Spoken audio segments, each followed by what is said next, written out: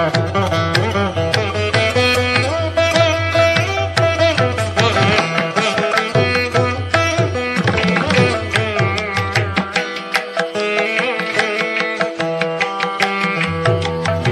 విజయదుర్గ రామలింగేశ్వర పంచముఖ ఆంజనేయ స్వామి వారి దేవస్థానంలో కార్తీక మాసం 17వ రోజు స్వామివారికి వివిధ రకాల పండ్ల రసాలతో పంచామృత అభిషేకాలు నిర్వహిస్తున్నట్లు ఆలయ అర్చకులు చింతలపాటి వెంకట సుబ్రహ్మణ్య శాస్త్రి, సహాయ అర్చకులు చింతలపాటి నాగ వెంకట పవన్ కుమార్ శర్మ తెలిపారు.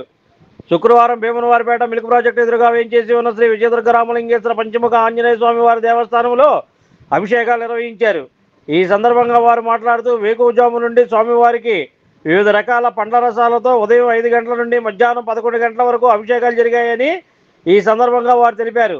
నిత్యం ప్రతిరోజు సాయంకాల ప్రదోషకాలంలో ఆకాశదీప కార్యక్రమం నిర్వహించబడుతుందన్నారు. స్వామివారికి నిత్య కైంకర్యాలు, ప్రత్యేక పూజలు నిర్వహించబడతాయని అన్నారు. ప్రతిరోజు ఒక్కో ద్రవ్యంతో స్వామివారికి అభిషేకాలు నిర్వహిస్తూ దాని యొక్క తాత్పర్యాన్ని భక్తులకు వివరించడం జరుగుతుందని వారు తెలిపారు. ఈరోజు స్వామివారికి గన్నేరు పూలతో అర్చన నిర్వహించడం విశేషం. భక్తులు ప్రతిరోజు ఈ కార్యక్రమంలో పాల్గొని స్వామివారి కృపాకటాక్షాలు తీర్థప్రసాదం స్వీకరించవలసిందిగా కోరుచున్నామని అన్నారు. ఈ కార్యక్రమం ఆలయ కమిటీ వారి పర్యవేక్షణలో జరుగుతుందని తెలిపారు.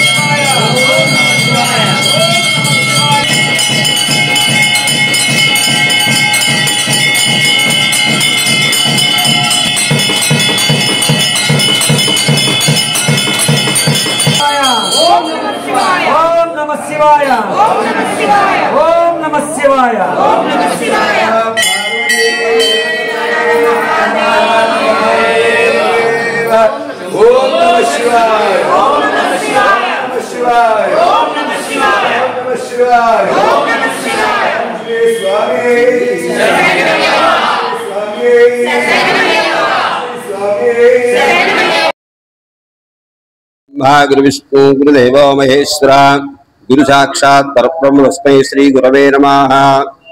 महादेव्यै च विद्महे विष्णुपत्न्यै च धीमहि तन्नो लक्ष्मी प्रचोदयात्।